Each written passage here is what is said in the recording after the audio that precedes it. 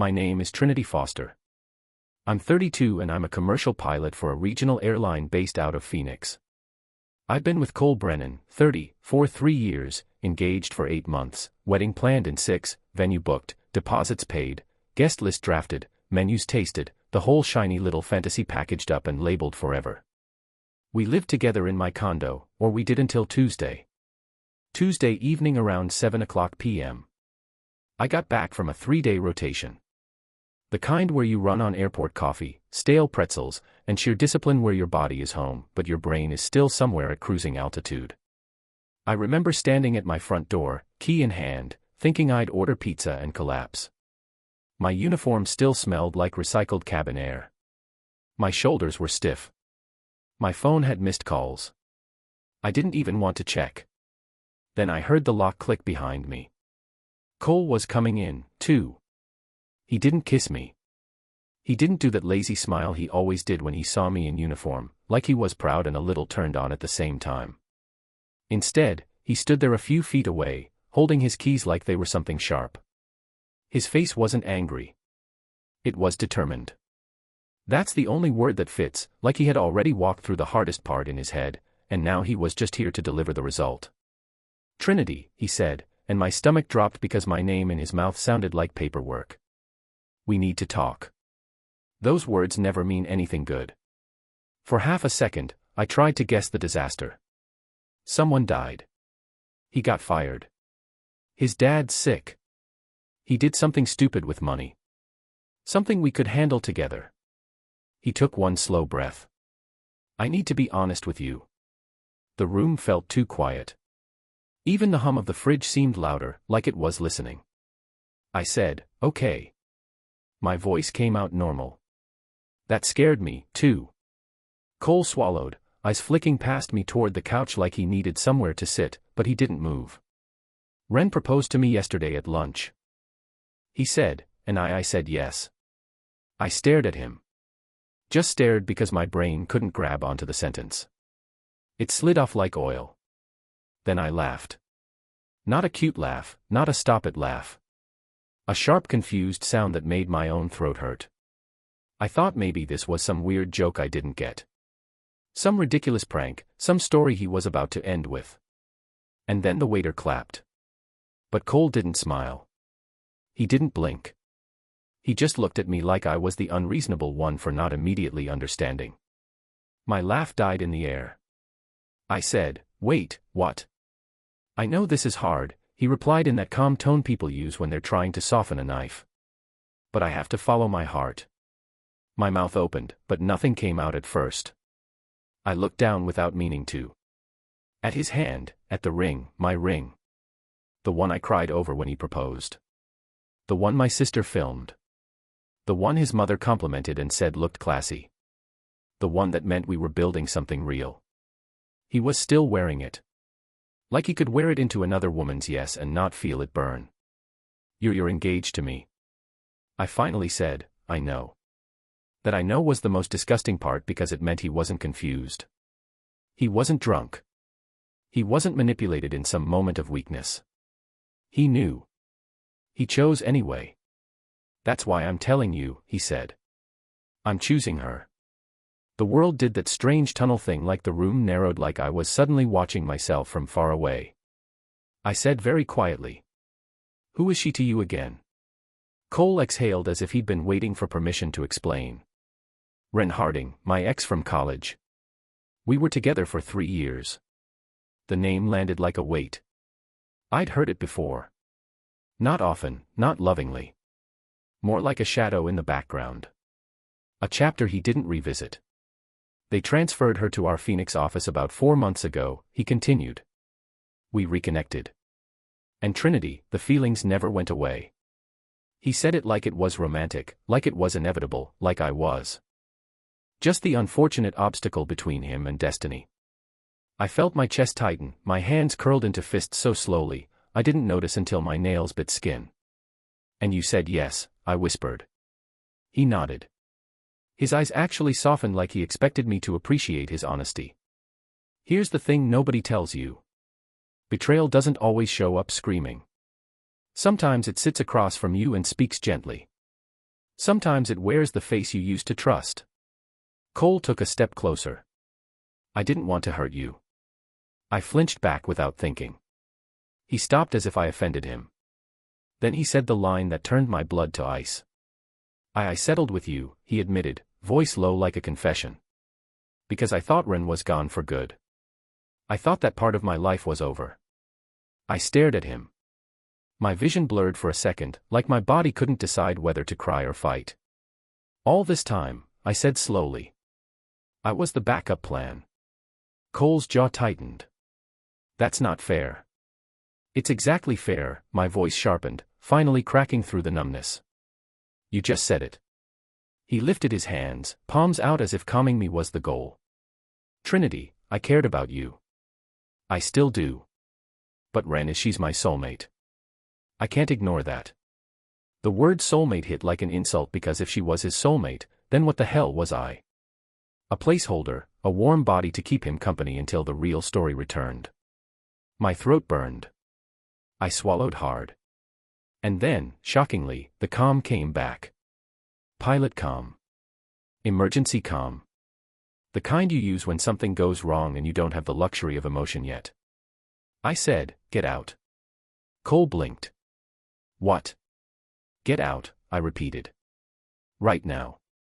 His face shifted. Hurt. Offended, almost disbelieving. Can we talk about this like adults, he asked, voice rising just a little. I nodded once. We are. I'm telling you to leave. He took a step forward again, and I held up a hand like I was directing traffic. Take whatever you need for tonight, I said. A bag, clothes, your toothbrush. Whatever, but you're not sleeping here. Cole's lips parted.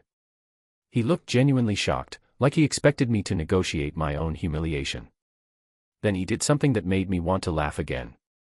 He looked wounded as if I was the one being cruel. He muttered fine and stormed past me to the bedroom.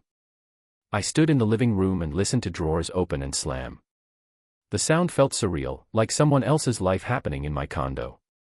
When he came back with a bag, he wouldn't look at me. He paused at the door. I hope, he said stiffly. You can be happy for me eventually.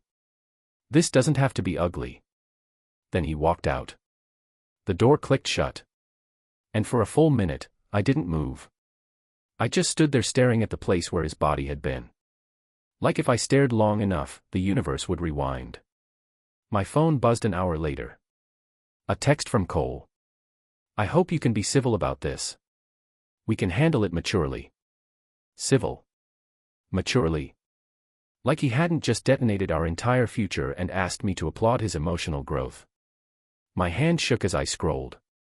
Then, because I was still clinging to some pathetic hope that the world had rules, I called his parents. I thought, surely they'd be horrified. Surely they'd say, Cole, what the hell have you done? His dad answered first. I explained, voice tight, what Cole told me. There was a pause, and then his father said, Ren's a good woman, Trinity. A good family. We always hoped they'd find their way back. I felt like someone had slapped me. His mom got on the line and sighed like I was inconveniencing her. You're taking this too personally, she said. At least he's being honest with you instead of cheating. I literally had to grip my kitchen counter to stay upright. Too personally, I repeated. He accepted another proposal while engaged to me. She made a little noise. Half annoyance, half pity. Love is complicated. The words blurred. The room swayed slightly. And suddenly it was clear. It wasn't just Cole. It was the story. They'd been telling themselves the whole time. Cole and Ren were the real thing. And I was fine. Acceptable. Temporary. I ended the call before my voice could break. Then I stood alone in my condo, still wearing my pilot uniform, still holding my phone, feeling like I'd just been told my entire relationship was a polite mistake. And somewhere in the back of my mind, a quiet thought began to form, cold and sharp. If he could do this so calmly, what else has he been hiding? I didn't sleep that night. I didn't cry right away, either. Not the way people think heartbreak happens. Collapsed on the floor, mascara streaks, dramatic sobs. No. I lay in my bed in the dark, staring at the ceiling fan as it turned like a slow, mocking clock. Every time my eyes drifted shut, I heard Cole's voice again. I settled with you, and it didn't even sound cruel in my memory. That was the sickest part. He'd said it like a fact, like he was finally being brave enough to admit the truth. By morning, my body felt hollow, like the air had been vacuumed out of my ribs. Work saved me at first. The airline doesn't care if your life is falling apart. There are schedules to keep, passengers to move, checklists to follow. I could hide inside procedure, inside altitude and speed and weather patterns. I could pretend that if I stayed disciplined enough, I wouldn't shatter. But Hayes, my co-pilot, noticed. On my second flight back, I missed a minor item in pre-flight. Nothing dangerous, nothing catastrophic, but enough for him to glance at me and go quiet. Later, when we were walking through the terminal, he said, "Trin, you're flying like garbage." I blinked at him like he'd slapped me. He didn't soften it. "I'm not judging you. I'm telling you the truth before something worse happens." I wanted to argue. I wanted to tell him I was fine. But the word fine tasted like a lie I'd been chewing for years. So, I did what pilots do when turbulence hits. I adjusted. I took a few personal days. And that was when my brain did something I didn't expect. It stopped begging for answers and started hunting for them. Sunday night, technically Monday morning, at 2 a.m., I was sitting at my kitchen island with a glass of water I hadn't touched. My laptop open like a confession. I typed her name into the search bar. Ren Harding, Cole's soulmate, the woman who had apparently returned like a ghost from his past and convinced him that everything we built was disposable. LinkedIn first. Ren worked at the same pharmaceutical company as Cole. Regional something. Marketing sales. It almost didn't matter. She had a polished profile picture, white blazer, perfect smile, eyes that looked practiced. Transferred to Phoenix 4 months ago. 4 months. That was all it took. Then I checked Facebook and that's when my stomach turned. Because Ren Harding didn't just have a Facebook profile. She had a shrine. Not to herself, to her mother. Every post was tagged, mentioned, or somehow wrapped around Helen Harding like an umbilical cord that never got cut. Sunday dinner with the best woman in my life hatch blessed. Picture of Ren and Helen at a restaurant. Mom helped me pick out my suit for the regional meeting. Helen in the comments. That's my special girl, my pride. Nobody makes lasagna like Mom. Morning coffee with my favorite person. Mom knows best. Family first and Helen. Helen replied to everything. Not normal. Love you, sweetie. Replies. Possessive replies, praising Ren like she was a trophy.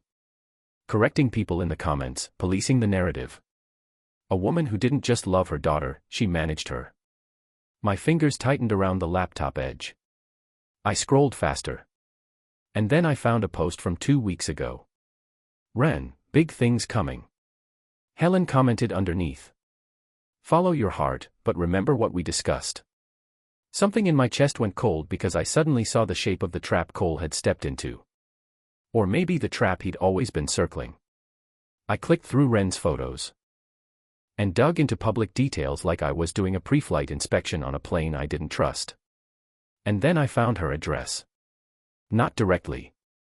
People don't usually post that, but through a mutual connection on LinkedIn and a little too much insomnia. The distance between Ren's apartment and Helen's house, less than a mile. Drawing 3 miles. Walking distance. Close enough to drop by without calling first. Close enough to keep watch. Close enough to control. I sat back in my chair staring at the screen. And for the first time since Tuesday, anger stopped being a wave and became something sharper. Focus. So, I called Devin. Devin was one of those mutual friends who'd been in the orbit of Cole's college life. He wasn't my closest friend, but he was honest in a way most people weren't. It was 11 p.m. on Monday when he answered groggy and confused. Trinity, everything okay? No, I said, but that's not the point. I need to ask you something, he paused. Oh, you mean about Cole and Ren? My jaw clenched. You already know. Everyone knows, he said softly. I'm sorry. I stared at my kitchen wall like it could hold me up. Tell me the truth, I said. What's the deal with Ren Harding? Devon went quiet. The kind of quiet that means the truth is ugly. Then he exhaled like he'd been holding the story in his chest for years. Oh man, he said, Ren is a mess. I blinked. Explain. Devon hesitated. Look, Cole was destroyed after she left him senior year. Like, couldn't eat, couldn't sleep. We all hated her for a while. My throat tightened. Why did she leave? Devon's voice dropped. Her mom didn't approve of him. I froze. What? Yeah, Devon said. Helen Harding. She's intense. She thought Cole wasn't traditional enough, not family values enough, too independent, too not controllable. I gripped the edge of the counter so hard my fingers went numb. Devon continued. Ren dumped him by text. After 3 years, one message, that was it. My stomach rolled. By text, I repeated. Yep, Devon said bitterly. Because Helen told her to, and Ren listened like she always does. For a moment, my whole body went still. Because the picture snapped into place so cleanly, it felt like fate. Cole had thrown me away for a woman who had already proved what she was. A woman who couldn't choose love without checking with her mother first. And now he thought this was some romantic destiny. Devon said, Trinity, are you okay? I didn't answer right away because my brain was doing math. Cold, brutal math. If Helen didn't approve of Cole 7 years ago, then what would she think now about Ren proposing to an engaged man? About dragging her daughter back into a messy public scandal? About a relationship that started with betrayal and ended inevitably with humiliation? And then another detail hit me like a slap. I hadn't seen a single post from Ren announcing her engagement. Not one. Not on Facebook, not on Instagram. Not even a vague best day ever story. Nothing. That wasn't normal for someone who lived online. That was hiding. Which meant one thing. Ren hadn't told Helen. She couldn't have. Because if Helen knew, she would have made sure the whole world knew on her terms. My lips parted.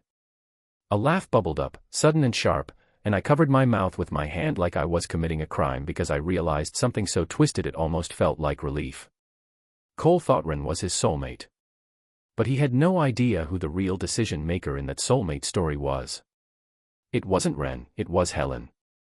I stared at my screen again, scrolling through the posts, the comments, the little control markers hidden in plain sight. And that's when a thought formed in my head. Quiet, simple, lethal. Helen deserves to know. Not because I wanted revenge. Not because I wanted to destroy anyone, but because Cole and Ren had destroyed me with honesty, hadn't they? Hadn't they acted like truth was some noble thing? Fine. Truth was noble. So, I would give it to the person most likely to use it like a weapon. I opened a folder on my laptop and started saving everything. Engagement photos, me and Cole smiling, my hand in his. The venue contract with both our names and the spring wedding date. Screenshots of his texts, the message where he told me he settled. The message where he said he was choosing her. And then the pièce de résistance, a screenshot I'd taken instinctively on Tuesday night without even knowing why. Cole's hand, the ring, the timestamp, proof he'd still been mine in public when he accepted someone else's proposal. I had receipts, not emotional ones, legal ones. And at 2:47 a.m., I found Helen Harding's Facebook Messenger.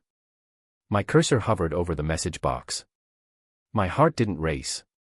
It steadied like I was lining up a landing. Then I started typing. Not angry, not dramatic, just factual, just clean, just devastating. Because if there is one thing I learned from flying, it's not the turbulence that breaks you. It's the moment you realize the person beside you unbuckled your seatbelt on purpose. I didn't send the message right away. I saved the draft, read it, deleted a sentence, added one back, read it again like I was reviewing a flight plan, checking for unnecessary emotion, anything that could be twisted, anything that sounded like bitterness instead of truth. By Friday night, it was perfect, not cruel, not dramatic, just undeniable. At 8 p.m., I sat alone on my couch, the condo too quiet now that Cole's presence was gone. The space felt bigger without him, but also emptier in that strange echoing way, like a hangar after the last plane leaves. I took one breath, then I hit send. Mrs. Harding, you don't know me, but I believe you should be aware of a situation involving your daughter, Wren Harding. Wren recently proposed to my fiancé, Cole Brennan, and he accepted. What may not have been made clear is that Cole and I have been together for 3 years and engaged for 8 months with a wedding planned for this spring. I've attached documentation verifying our engagement, timeline, and conversations. I'm not asking for anything. I simply believed you would want the full context before things went further. Trinity Foster. No insults, no opinions, just facts and attachments, engagement photos, venue contracts, screenshots, dates, times. I set my phone face down on the coffee table like it might explode. Then I texted Hayes. Sent it. He replied almost instantly. Damn. Want a beer? I smiled for the first time in days.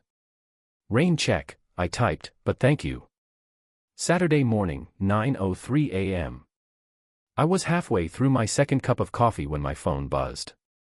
Facebook Messenger from Helen Harding. My pulse spiked, but my hand stayed steady. Her reply was short. Thank you for bringing this to my attention. This is absolutely unacceptable. I will handle this. 3 sentences, no apology, no questions, no denial.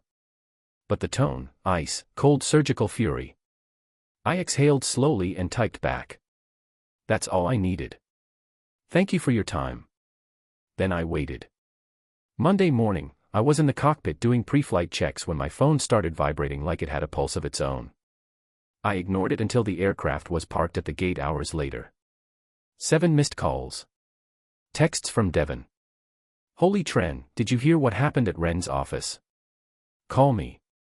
I waited until I was back in my car. Doors closed, engine off. Then I called him. He didn't even say hello. He just started laughing. Hard, breathless laughter that sounded almost hysterical. Oh my God, he said. I can't believe this. I mean, I can, but still. Devon, I said, heart pounding. What happened? Okay. He tried to steady himself. So, Monday around 10 a.m., Helen Harding walks into the main office, like marches in, asks the receptionist for Wren. My grip tightened on the steering wheel. The receptionist calls Wren down from the 3rd floor, Devon continued. Wren comes into the lobby, sees her mom, and apparently her face just drains like she knew. I closed my eyes and then Helen just loses it. Devon said full volume in front of everyone, employees, clients, delivery people, everyone. My stomach twisted. What did she say? I asked quietly. Devon sucked in a breath. She starts yelling about betrayal, about deception, about how Wren had the audacity to propose to an engaged man without family approval. My heart slammed once. Devon kept going. She says Cole is manipulative. That Wren embarrassed the family, that she's repeating the same mistake she made in college. I swallowed. Security gets involved, Devon said. Helen won't leave. She's screaming about family values and shame and how Wren has no respect for herself or her mother. I leaned my head back against the seat. And here's the worst part, Devon added. Wren's coworkers all heard it, the entire office. I pictured Wren standing there, exposed, stripped of the polished soulmate fantasy. Reality is loud when it arrives. Devon went on. Wren tried to calm her down, but Helen turned on her, called her reckless, accused her of trying to trap a man already promised to someone else. I let out a slow breath. Security finally escorts Helen out, he said. She's still shouting on the way. The whole thing lasted like 15 minutes. And Cole, I asked. Devon hesitated. He wasn't there, but he found out fast. I nodded even though he couldn't see it. That afternoon, Devon said, Wren called Cole, screaming, crying, panicking. My jaw clenched. And I asked, and Cole folded, Devon said, hard. The word landed heavy. Apparently, Devon continued. Wren told him her mother was right. That this was a mistake, that they couldn't do this without Helen's blessing. Of course. She blocked him, Devon added, on everything, phone, social, email, just cut him off. For a moment, I couldn't speak because the symmetry was brutal. 7 years ago, Ren dumped Cole by text because her mother told her to. Now, she dumped him again emotionally, socially, publicly because her mother demanded control. History didn't just repeat itself. It proved itself. And Cole, I finally asked. Devon snorted. He's spiraling like full-on meltdown. Missed work. Called out sick. Apparently, showed up at her apartment and she wouldn't open the door. My phone buzzed in my hand. Right on cue. A text from Cole. Did you do this? I stared at the screen. Another message followed immediately. Ren won't talk to me. Her mother came to her office. Trinity. She humiliated her. What the hell did you do? My thumbs hovered over the keyboard. I waited. Not to be cruel. To be clear. Finally, I typed. I shared factual information with someone I believed deserved it. What happened after that wasn't my decision. 3 dots appeared. Disappeared. Then you're cruel. You destroyed my happiness. I laughed out loud. In my car, a sharp incredulous sound. I typed back every word measured. You accepted another woman's proposal while engaged to me. You told me I was someone you settled for. You chose a woman who dumped you once before because her mother told her to. I didn't destroy anything. You chose a dynamic that was already broken. There was a pause. Then, I can't believe you'd do this to me. That was when something inside me finally shut. I typed one last message. You chose her. She chose her mother. That's not my fault. Don't contact me again. Then I blocked him. Phone, social media, email. Every door closed at once. That night, my phone kept lighting up from group chats. People asking questions, people finally connecting dots. The story was spreading, but not the version Cole wanted. Devon texted me later. Everyone knows now, even the ones who tried to defend him. Once they heard about the office meltdown, it was over. I set my phone down and stared at the ceiling. For the first time since Tuesday, my chest felt lighter. Not because I'd won, but because the truth had finally landed where it belonged. Cole wanted a soulmate fantasy. Ren wanted her mother's approval. And I just wanted my life back. And for the first time, it felt possible. Blocking someone should feel dramatic. It didn't. It felt like shutting a door that had been rattling in the wind for years. The silence afterward was immediate and startling. No buzzing phone, no anxious checking, no half-formed dread every time a notification appeared. Just quiet. Real quiet. The kind that lets you hear yourself think again. But the fallout didn't stop just because I stepped away. It rippled outward through workplaces, families, friend groups. Like a shock wave that didn't care who was standing in the blast radius. Ren's office became a pressure cooker overnight. Devon kept me updated even though I hadn't asked. I think he needed to tell someone who wouldn't sugarcoat it. People won't look at her the same, he said during one call. They're polite, but yeah, it's done. Ren had requested a transfer to a different floor, different team, different routine, new lunch spots, new gym, new Starbucks, anything to avoid the whispers and the sideways looks. Apparently, Helen had called the company twice more that week. Twice. Each time demanding to speak to management. Each time insisting her daughter had been led astray and needed to be protected from her own decisions. The irony would have been funny if it hadn't been so sad. Then came the part that made even Devon pause before telling me. She's already dating someone new, he said. I blinked. Already. 3 weeks. He confirmed. Helen approved. Family dinner photos and everything. Of course, Ren's social media, still public, still curated, was suddenly full of carefully angled group shots. Smiles that didn't quite reach her eyes, captions dripping with gratitude and growth. And there it was. Mom loves my new girlfriend, tagged, commented on, praised. Cole, meanwhile, was unraveling. Hayes ran into him at a bar near the airport and told me later, shaking his head. He looks lost, like someone pulled the map out from under him.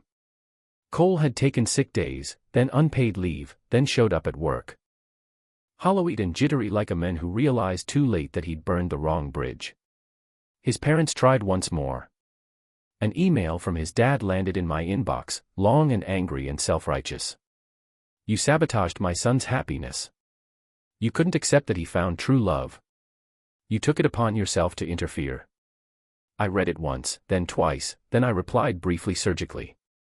Your son accepted another woman's proposal while engaged to me. I provided factual information to someone who had the right to know. What followed was the natural result of your son's choices and the dynamic he willingly returned to. I did not sabotage anything. I sent it. They blocked me. According to Devon, the conversation at their house afterward was unpleasant. Apparently, Cole's mother finally said the quiet part out loud. Well, maybe we didn't know how attached Ren was to her mother. And Cole snapped back. You pushed me toward her. You all did. That silence afterward deafening. As for me, I started reclaiming space physically first. I boxed up everything that felt like us. The spare toothbrush, the hoodie he left draped over a chair, the framed photo from our engagement party. I didn't destroy them. I just removed them. The bedroom came next. New sheets, new curtains. I rotated the bed so it faced a different wall. Something small but symbolic. Like changing a flight path after weather turns bad. Then came the ring. I'd kept it in a drawer, still in its velvet box, like it might explode if I touched it too long. When I finally took it to the jeweler, my hands were steady. I told him what happened. Not the long version, just enough. He frowned, genuinely uncomfortable. Our policy is no refunds, he said automatically. I nodded. I understand. He looked at the ring again, then at me. Then he sighed. I can do 70%. It wasn't about the money. It was about someone finally acknowledging that something unfair had happened. I walked out with a check and a strange sense of closure. Cole didn't stop trying right away. He showed up at my condo one evening. I saw him through the Ring doorbell standing there with his hands shoved into his jacket pockets, eyes tired, posture slumped. Trinity, he said into the intercom. Please just talk to me. I didn't open the door. No, I said calmly. Leave. I made a mistake, he pleaded. I was confused. I was chasing something that wasn't real. That's correct, I replied. Now go. He stood there for 5 minutes. Then he left. He texted from a new number. Blocked. He sent a handwritten letter. I didn't open it. Straight into the trash. Then came the email to my work address. The last resort. I stared at that email for 10 full minutes. Hayes leaned over my shoulder, read it once, and said, "Don't respond." He was right. But I responded anyway. One last time. You didn't lose me. You threw me away. You chose a past that already showed you exactly who it was. I didn't make that choice for you. Don't contact me again. And that time, he listened. The next few weeks passed quietly. Not empty, quiet, the good kind. I ran into Cole's father at the grocery store one afternoon. We saw each other at the end of an aisle. He looked uncomfortable, embarrassed. I nodded politely and kept walking. He turned down a different aisle. That felt like closure.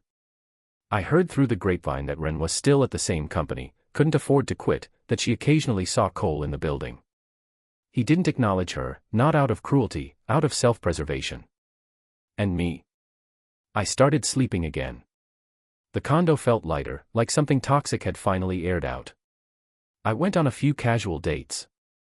Nothing serious, just coffee, conversation, laughter without calculation. And one night, lying in my newly rearranged bed, I realized something quietly powerful. I hadn't been replaced. I'd been released. The email sat there long after I closed it. Cole's words didn't echo the way they used to. They didn't crawl under my skin or wedge themselves into my ribs. They just existed, flat, heavy, finished. Was this worth it to you? That question told me everything. Not I'm sorry. Not I hurt you. Not I was wrong. Just did you get what you wanted? As if I'd orchestrated his collapse instead of stepping out of the blast zone. I didn't reply again. Not because I was being strong, because there was nothing left to say that hadn't already been said with his actions. Life didn't snap back into place like a movie montage. It unfolded quietly, deliberately, like a plane lining up with the runway after a long, rough flight. The gossip faded. The group chats calmed down. The drama burned itself out, starved of fuel. Devon told me that Cole had requested a transfer. Different base, different routes, distance, physical and emotional, because staying meant facing what he'd done. Ren, meanwhile, stayed orbiting her mother's approval like a satellite that never broke free. New relationship, new captions, same comments from Helen beneath every photo. Approving, correcting, guiding. 7 years ago, Ren chose her mother over Cole. This time she did it faster. Patterns don't change just because nostalgia shows up wearing perfume. One afternoon about a month later, I was unpacking groceries when my phone buzzed with a notification I didn't expect. A Venmo deposit from the jeweler. Refund adjustment. They'd managed to sell the ring faster than expected. A little more money. A little more closure. I laughed softly to myself in the kitchen, leaning against the counter. Small victories count when they come wrapped in symbolism. I thought about Cole then, not with anger, not with longing, but with clarity.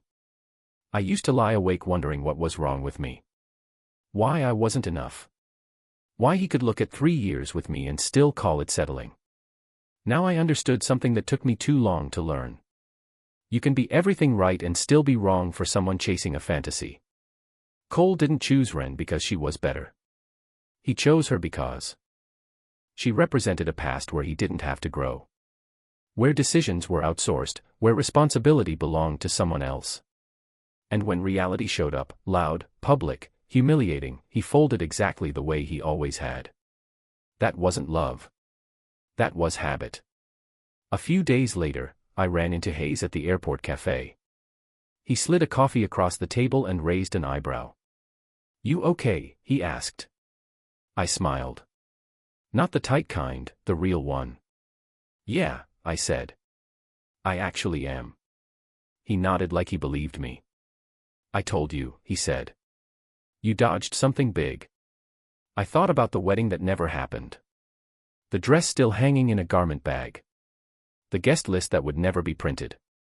The life I almost locked myself into was someone who could look me in the eye and say, "I settled for you." "Yeah," I replied softly. I did. That night, back at the condo, I stood in the doorway of my bedroom and took it in. New bedding, different light, no ghosts. I wasn't bitter. I wasn't triumphant. I was grateful. Grateful that the truth came out. Before vows turned into contracts. Before betrayal turned into divorce. Before settling became a lifetime sentence. I used to think heartbreak meant something was wrong with me. Now I know it just meant I was standing in the wrong story. This chapter closed itself the moment Cole chose someone else. And the next one, it's mine. I'm flying forward, literally and figuratively, with both eyes. This is where the story ends. How was today's story? I'd love to hear your thoughts in the comments, and where you're watching from. Like, share, and subscribe for more powerful stories.